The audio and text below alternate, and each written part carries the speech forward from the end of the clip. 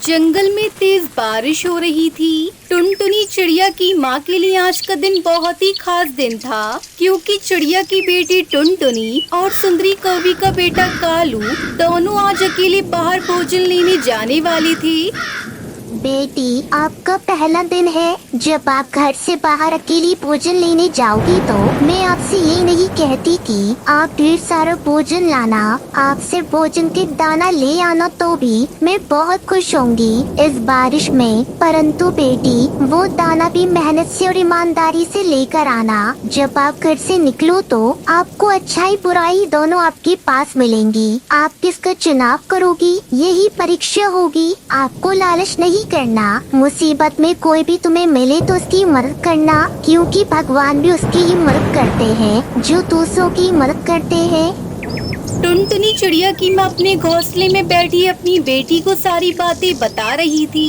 वहीं दूसरी तरफ सुंदरी कौवी अपने बेटे कालू से कहती है, देखो कालू बेटा, हम कौवे हैं, हमारी उड़ान ऊंची है, हमारी शान ऊंची। तुम उस छोटी चिड़िया की बेटी से ज्यादा भोजन लाना और मुझे उस कमजोर चिड़िया के आगे शर्मिंदा ना करना और किसी भी बेकार काम में समय जाया न करना। और जिंदा रहने के लिए सबसे जरूरी भोजन होता है। अगर भोजन नहीं तो कुछ भी नहीं। अगर नहीं मिले तो छीन कर ले आना और मुकाबला करना, और कभी भी चोरी करो तो भागते समय पीछे मुड़कर ना देखना।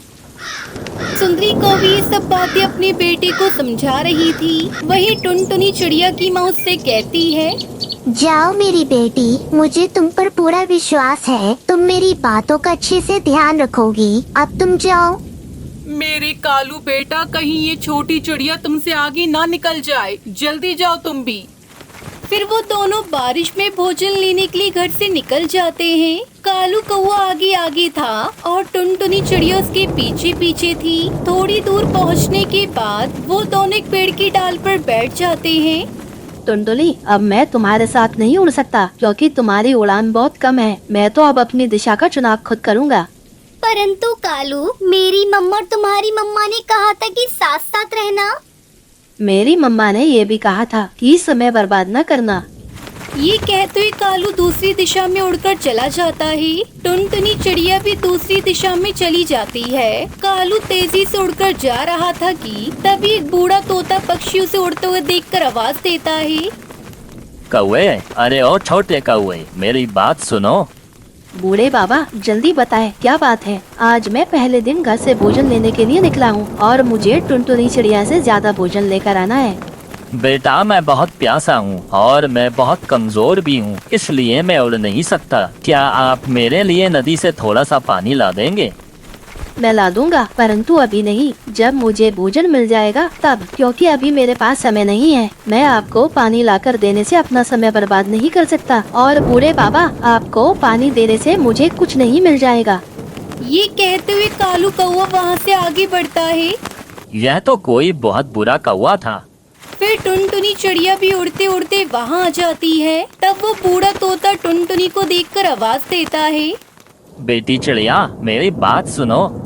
जी बाबा, बताएं क्या बात है। बताता हूँ बेटी, क्या आप मुझे पानी लाकर दे सकती हो? बाबा, आज मैं पहली बार घर से भोजन लेने के लिए निकली हूँ, इसलिए मम्मा ने मुझसे कहा था कि रास्ते में जो भी पक्षी कोई भी मुसीबत में मिले उसकी मदद करना, इसलिए मैं अभी आपके लिए पानी लेकर आती हूँ। फिर टुनटुनी चिड़िया नदी से पानी लेने चली जाती है। वो खुद भी नदी से पानी पी आती है और उस बूढ़े तोते को भी लाकर पानी पिला देती है। जीती रहो बेटी, तुम एक अच्छी माँ की बेटी हो। ऊपर वाला तुम्हारी मदद जरूर करेगा। फिर टुनटुनी चिड़िया वहाँ से थोड़ा आगे बढ़ती है। कालू कौवा भी थककर एक पेड़ पर बैठ जाता है। मैं आज अपनी मम्मा को खुश कर दूंगा और इस टुनटुनी चिड़िया से ज्यादा भोजन लेकर आऊंगा। वो ऐसे बैठे सोच रहा था कि तभी दूसरे वाले पेड़ से उसे एक आवाज आती है, कौवे, मेरी बात सुनो। ये आवाज सुनकर जब कालू पलटकर देखता है तो उसे वही बूढ़ा तोता दिखाई देता है। बूढ़े बाबा, अब क्या है, आप यहाँ भी मेरे पीछे आ गए। क्या आपको पानी मिला नहीं? मैंने पानी पी लिया है और अब मैं तुम्हारी मदद करना चाहता हूँ। मदद? बताएं बूढ़े बाबा, आप मेरी कैसे मदद करोगे? मुझे तो बस ढेर सारा भोजन चाहिए। कौवे बेटा, तुम्हें भोजन भी मिलेगा और वो भी ढेर सारा, पर उसके लिए तुम्हें मेरा एक काम करना होगा। मैं भोजन के लिए सब करूँगा, आप बताएं। वो देखो सामने जो एक घोंसला है उसमें 2 अंडे हैं और वो घोंसला मेरे दुश्मन का है, इसलिए तुम उसमें से एक अंडा तोड़ दो, मैं तभी तुम्हें भोजन दूंगा। बस इतना आसान काम? अरे भोजन के बदले ये काम तो मेरे लिए बहुत छोटा है, मैं अभी जाता हूँ। भोजन की सुनकर तो कालू कौवा बिना कुछ सोचे समझे उस घोंसले के पास आ जाता है और वहाँ आकर एक अंडा उठाकर नीचे फेंक कर तोड़ देता है। लो बूढ़े बाबा, मैंने आपका काम कर दिया है, अब आप अपना वादा पूरा करें और मुझे ढेर सारा भोजन दे दें। फिर वो बूढ़ा तोता कालू को एक थैला देता है। कालू, अब देख क्या रहे हो, जितना चाहो उतना भोजन थैले में डाल लो और यहाँ से जाओ। कालू कौवा तो अपना पूरा थैला भोजन से भर लेता है। ये तो मुझे बहुत ज्यादा भोजन मिल गया। बूढ़े बाबा, अब मैं रोजाना आकर पक्षियों के अंडे तोड़ जाया करूँगा और आप मुझे भोजन दे दिया करना। फिर कालू कौवा भोजन लेकर वहाँ से चला जाता है और उधर टुनटुनी चिड़िया तो अपने भोजन की तलाश में घूम रही थी, लेकिन उसे तो अभी तक भोजन नहीं मिल रहा था, इसलिए वो थक हार कर एक पेड़ पर बैठ जाती है और वो बूढ़ा तोता उन दोनों की परीक्षा ले रहा था। वो तो बारिश के मौसम में अच्छाई और बुराई बनकर जंगल में घूम रहा था। वो एक पेड़ पर बैठकर चिड़िया को आवाज देता है। चिड़िया बेटी, मेरी बात सुनो। बाबा, आप तो वही हैं जिन्होंने कुछ देर पहले मुझसे पानी मांगा था। हाँ बेटी, मैं वही हूँ, परंतु इस बार मुझे फिर एक और काम है। वो सामने वाले घोंसले में एक अंडा है और वो घोंसला मेरे दुश्मन का है, इसलिए आप जाकर उस अंडे को नीचे गिराकर तोड़ दो, बदले में मैं तुम्हें ढेर सारा भोजन दूंगा। नहीं बाबा, मैं ऐसा बुरा काम नहीं कर सकती, क्योंकि आते समय मेरी मम्मा ने मुझसे कहा था कि मैं लालच के बिना एक दाना भी घर लेकर जाऊंगी तो मेरी मम्मा बहुत खुश होंगी, लेकिन मैं ऐसा बुरा काम नहीं कर सकती। इससे अच्छा तो मैं खाली पंखों के साथ ही अपने घर चली जाऊं, पर मैं ये नहीं कर सकती। क्या आपकी मम्मा ने आपको ये भी बताया था कि अच्छाई और बुराई साथ साथ मिलेगी? हाँ बाबा, परंतु आपको कैसे पता चला? जो आपको पहले मिली थी वो थी अच्छाई और मैं हूँ बुराई। बेटी, आपने अच्छाई का चुनाव किया और बुराई को छोड़ दिया। परंतु बाबा, आपका भेष तो एक ही था, अच्छाई में भी और बुराई में भी। बेटी, यही तो आपकी परीक्षा थी। ये लो थैला और अपने घर ले जाओ, इसमें भोजन है और यह है आपका इनाम जो आपने अच्छाई का चुनाव किया। बेटी, हमेशा जिंदगी में ऐसा ही करना, बुराई से दूर रहना और अच्छाई का चुनाव करना। मैं हमेशा ऐसा ही करूँगी बाबा। फिर टुनटुनी चिड़िया बारिश में भीगते हुए भोजन लेकर अपने घर की तरफ आ जाती है। वहीं दूसरी तरफ कालू अपने घर वो भोजन लेकर आता है तो वो भोजन पत्थर बन चुका था, क्योंकि उसने लालच करके और दूसरे को नुकसान पहुंचाकर भोजन प्राप्त किया था। और टुनटुनी चिड़िया का भोजन तो जैसे उस बाबा ने दिया था वैसा का वैसा ही था, क्योंकि उसने बिल्कुल भी लालच नहीं किया था और ईमानदारी से भोजन लिया था। इतना सारा भोजन देखकर उसकी माँ तो बहुत खुश होती है। फिर वो दोनों माँ बेटी खुशी खुशी रहने लगती है।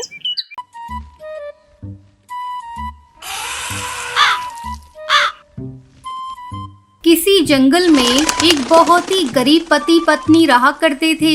एक दिन टुनटुनी टुन्नू से कहती है, टुन्नू जी, लगता है इस बार अपने घोंसले की मरम्मत करवानी होगी। चारों तरफ से घोंसला टूट फूट गया है, क्या करूं? जब भी बारिश होती है मेरा मन डर से भर जाता है। टुनटुनी, मैं तो यही सोच रहा हूँ कि अपने घर की मरम्मत जल्दी से करवा लूँ, लेकिन क्या करूँ? मेरे पास अभी इतने पैसे नहीं हैं कि मैं घर ठीक करा सकूँ। चिंता मत करिए जी, ज्यादा चिंता करने से तबीयत खराब हो जाएगी। हम गरीबों का क्या है, 2 वक्त की रोटी भी अच्छे से मिल जाए वही बहुत है। घर ठीक करवाने के लिए तो पैसे चाहिए और वो हम लोगों के पास नहीं है। अच्छा, जो होगा देखा जाएगा। ईश्वर की कृपा होगी तो जल्द ही हम लोग भी अपने मकान की मरम्मत करा लेंगे। वो लोग रोज अपने टूटे फूटे घोंसले की मरम्मत करने की बातें करते रहते थे, लेकिन वो इतने पैसे जुटा नहीं पा रहे थे जिससे वो अपने घोंसले की मरम्मत करा सकें। अचानक एक दिन जोरों की बारिश होने लगती है। टुन्नू, अब हम लोग क्या करेंगे? देखो ना कितनी तेज बारिश है। मुझे तो बहुत डर लग रहा है इस घोंसले में, कहीं कोई अनहोनी ना हो जाए। हमारी बेटी भी डर से बार बार रोए जा रही है। देखो जोरों से बिजली चमक रही है और बादल भी गरज रहे हैं। मुझे तो बड़ा डर लग रहा है। टुनटुनी डरो मत, जरूरी सामान बांध लो और चलो बारिश रुकने तक भाई के घर चलते हैं। उसका घर पक्का है, वहाँ किसी बात का डर नहीं होगा। हाँ जी, आप बात तो सही कह रहे हैं। लगता है हमें भैया के घर ही चलना पड़ेगा, वही ठीक रहेगा। यहाँ रहने से तो अच्छा है। बेटी उठ, चल ताऊ जी के यहाँ चलते हैं।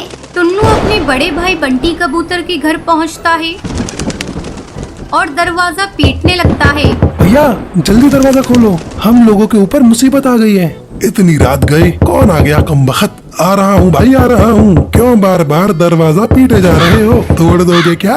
अरे टुन्नू, तुम इतनी बारिश में यहाँ क्या करने आए हो? और ये क्या तुम्हारे साथ तुम्हारी पत्नी और बेटी भी है? हाँ भैया, मेरा घोंसला कमजोर हो गया है। डर लग रहा है कि कहीं इस बारिश में गिर न जाए, इसलिए हम लोग आपके यहाँ बारिश रुकने तक रहने के लिए आए हैं। आप हमें अपने घर में आसरा दे दीजिए।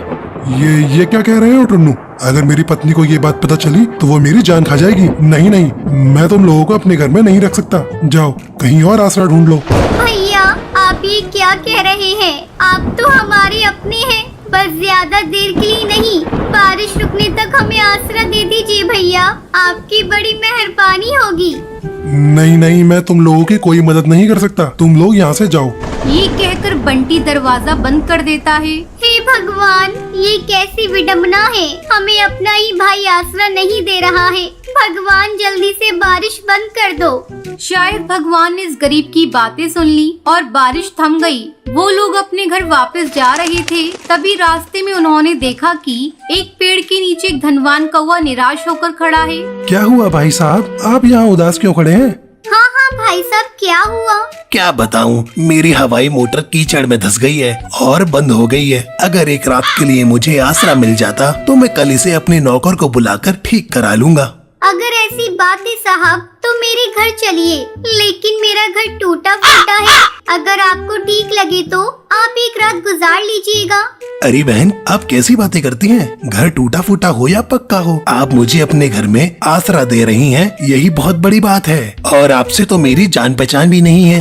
ये कहकर फिर वो सभी टुनटुनी के घर की तरफ उड़ जाते हैं और कड़कनाथ सेठ एक रात टुनटुनी के घर गुजारता है और अगले दिन जाते समय वो कौवा टुन्नू को अपना कार्ड देता है।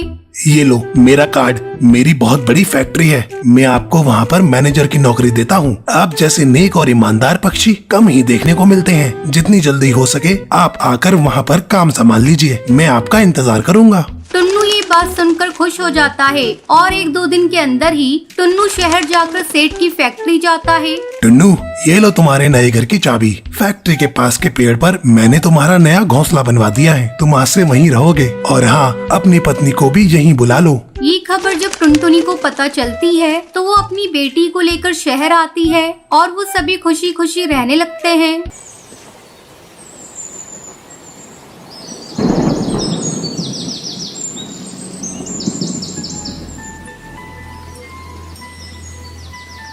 दूर किसी जंगल में टुनटुनी चिड़िया अपनी बेटी सुनहरी के साथ रहती थी। एक दिन अचानक आकाश में काले काले बादल घिर आए और बिजली कड़कने लगी। माँ बिजली बहुत तेज कड़क रही है, मुझे बहुत डर लग रहा है। अगर बारिश होने लगी तो हमारा घर डूब जाएगा, हम मर जाएंगे मम्मी। सुनहरी बिटिया तुम मत घबरा, ऐसा कुछ नहीं होगा। देखो ना मम्मा, बारिश भी शुरू हो गई। तब तक आप लोग कमेंट में बताएं 96 + 99 + 3 कितने होते हैं। ऊपर वाले पे भरोसा रखो बेटा, ये बिन मौसम बरसात है, अभी रुक जाएगी। मम्मा आप हमेशा यही कहती रहती हो कि ऊपर वाले पे भरोसा रखो, और ऊपर वाला हमारी सुनता ही नहीं। आपने तो मुझसे ये भी कहा था ना कि ऊपर वाले ने चाहा तो हमारा घर भी पक्का बन जाएगा। बाप रे बाप, तू इतनी छोटी है पर अभी से इतनी बड़ी बड़ी बातें करती है। हाँ बिटिया, मैंने ठीक कहा था। देखना एक दिन हमारा घर भी पक्का बन जाएगा। भगवान के घर देर है अंधेर नहीं।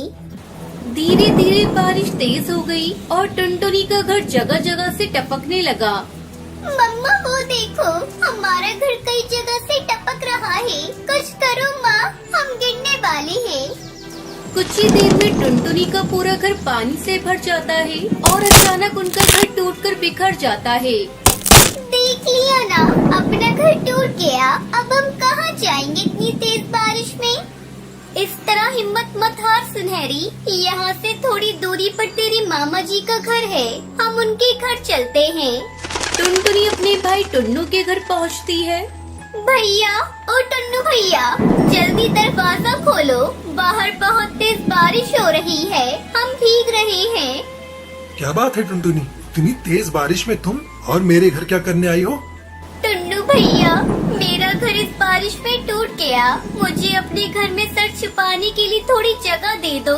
जल्दी करो भैया, मेरी बेटी पूरी तरह से भीग चुकी है, ये बीमार पड़ जाएगी, पहले हमें घर के अंदर आने दो। तभी टुन्नू की पत्नी टूनी वहाँ आ जाती है। अरे ये क्या टुनटुनी, जब भी तुम्हारे ऊपर कोई मुसीबत आती है तुम मुंह उठाए अपने भाई के घर चली आती हो। मेरे घर में तुम दोनों के रहने के लिए थोड़ी सी भी जगह नहीं है, चली जाओ यहाँ से। भैया, ये भाभी क्या बोल रही है? मैं तुम्हारी बहन हूँ, तुमने तो मेरी रक्षा करने की कसम खाई है।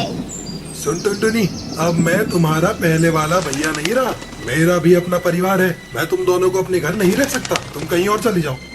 सुन लिया ना अपने भैया का जवाब, अब चलो भागो यहाँ से, तुम्हारा यहाँ कोई भैया भैया नहीं रहता। इतना कहकर टूनी चिड़िया अपना दरवाजा बंद कर देती है। मम्मा, बहुत ठंड लग रही है, कहीं और चलते हैं। मामा तो शकुनी मामा निकले। टुनटुनी चिड़िया सर छुपाने की जगह ढूंढ रही थी, तभी उन्हें एक कबूतर मिलता है जिसका नाम बंटी था। अरे अरे अरे, तुम दोनों इस तरह तेज बारिश में क्यों भीग रही हो? भैया, बारिश में भीगने का हम लोगों को कोई शौक नहीं, हमारा घर इस बारिश की वजह से टूट गया और हम दोनों माँ बेटी रहने के लिए जगह ढूंढ रहे हैं। मेरा नाम बंटी है, यहाँ से कुछ ही दूर पर मेरा घर है, चलो तुम दोनों मेरे साथ चलो। टुनटुनी बंटी के पीछे अपनी बेटी को लेकर चली जाती है। आखिरकार मासूम टुनटुनी को इस तेज बारिश में बंटी एक फरिश्ते की तरह मिलता है और उन माँ बेटी को तेज तूफान से बचा लेता है। फिर दोनों माँ बेटी खुशी खुशी उस बंटी कबूतर के घोंसले में रहने लगती है।